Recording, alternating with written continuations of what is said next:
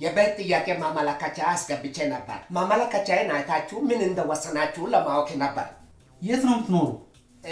አራዳ ክፍለ ከተማ ቀበሌ 08። እኛ ቀበሌ የሚባል መዋቅር የለንም።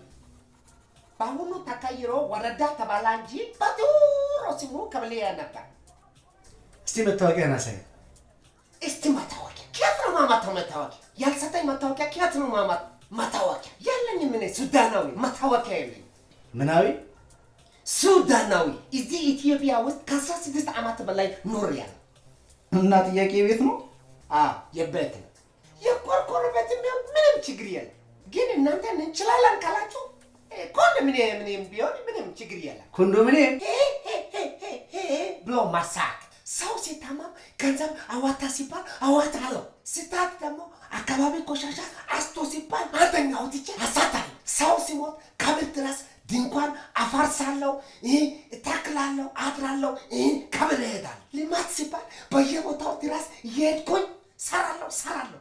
ግን ቤት ሲባል ግን የኔ ወንድም ኢትዮጵያ አየሯ ጥሩ ነው። ደጅ ላይ ኖር።